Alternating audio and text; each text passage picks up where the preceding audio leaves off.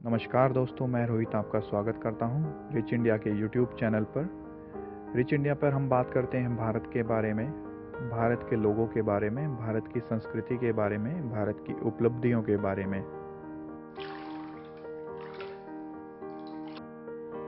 आज हम बात करेंगे श्रीनिवास रामानुजन के बारे में, जो कि एक भारतीय गणितज्ञ थे। इनका पूरा नाम श्रीनिवास अयंगर रामानुजन था। इनका जन्म 22 दिसंबर 1887 में एक तमिल ब्राह्मण फैमिली में हुआ था। जगह का नाम था एडोर, मद्रास प्रेसिडेंसी, जो कि आज तमिलनाडु के नाम से जाना जाती है। इनका जन्म अपने नाना नानी की घर पर हुआ था। इनके पिता का नाम के श्रीनिवास अयंगर था, जो कि एक क्लर्क की तरह काम करते थे एक साड़ी की शॉप पर हंजावुर डिस्ट्रिक्ट में। इनकी माता का नाम कोमलता मल, जो कि एक हाउसवाइफ थी।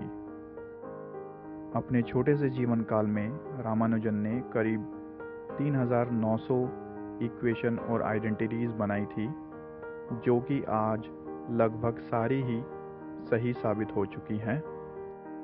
रामानुजन ने एक बार कहा था, एक इक्वेशन मेरे लिए कोई मायने नहीं रखती जब तक कि वो भगवान की सोच को नहीं दर्शाती।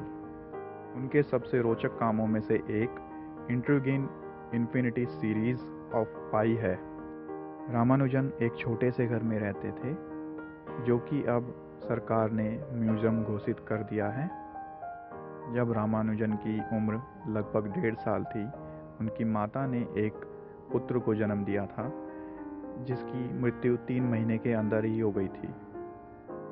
दिसंबर 1989 में रामानुजन को स्मॉल पॉक्स हुआ था। उस वक्त तंजावुर डिस्ट्रिक्ट में ये बीमारी बहुत ज़्यादा फैल रही थी। बहुत ज़्यादा लोग मर रहे थे इस बीमारी से, पर रामानुजन को कुछ नहीं हुआ। वो इस बीमारी से बाहर आ गए और स्वस्थ हो गए। 1991 और 1994 में भी रामानुजन की माता ने 2 बच्चों को जन्म दिया था, जिनकी मृत्यु भी जल्दी ही कम उम्र में हो गई थी। 11 साल की उम्र में ही अपने घर पर रहने वाले 2 किराएदार लड़कों की मैथ की नॉलेज को रामानुजन ने पीछे छोड़ दिया था। 13 साल की उम्र में ही रामानुजन ने ट्रिग्नोमेट्री में मास्टरी हासिल कर ली थी। वे अपने एग्ज़ाम दिए गए समय से आधे समय में ख़त्म कर दिया करते थे। 1902 में रामानुजन ने क्यूबिक और क्वाड्रिक इक्वेशन को सॉल्व करने का अपना ही एक तरीका खोजा था।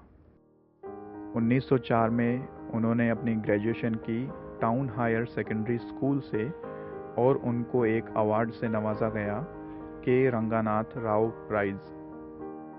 मैथ्स के अलावा रामानुजन लगभग सभी सब्जेक्ट में फेल हुआ करते थे, और अगर वो पास होते भी थे तो सिर्फ पासिंग मार्क्स से।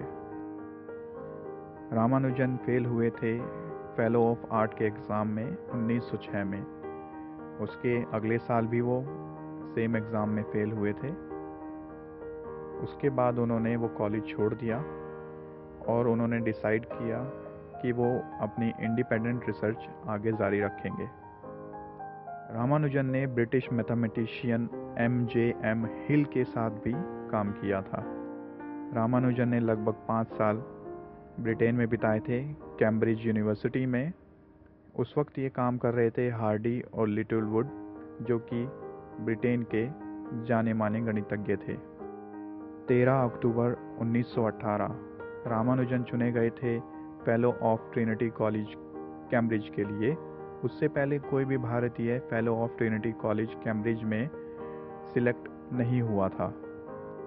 इंग्लैंड में ही उनकी बीमारी सामने आई, ट्यूबरक्लोसिस और विटामिन्स की कमी। 1919 में वो मद्रास वापस आ गए, और उसके कुछ समय बाद ही 1920 में उनकी मृत्यु हो गई 32 साल की उम्र में। रामानुजन ने लगभग 3 पुस्तकें लिखी थी, पर वो सारी पुस्तकें खुले पन्नों पर थी। उनकी मृत्यु के बाद 1997 में Tata institute of fundamental research ने उनकी बुक्स को पब्लिश किया था। 2011 में भारत सरकार ने रामानुजन के जन्म को नेशनल मैथमेटिक्स डे घोषित किया, जो कि 22 दिसंबर है। और अगले ही साल 2012 में पीएम मनमोहन सिंह ने उस साल को नेशनल मैथमेटिक्स ईयर घोषित किया था। रामानुजन को बैचलर ऑफ साइंस की डिग्री दी गई थी 1916 में, जो कि आज पीएचडी के नाम से जानी जाती है।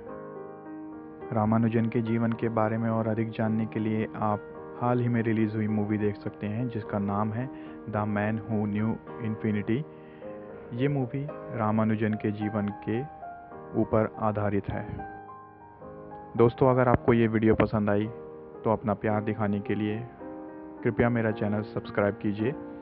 आप लाइक कर सकते हैं, नीचे कमेंट भी कर सकते हैं कि आप किस तरह की वीडियो मुझसे फ्यूचर में बनवाना चाहते हैं।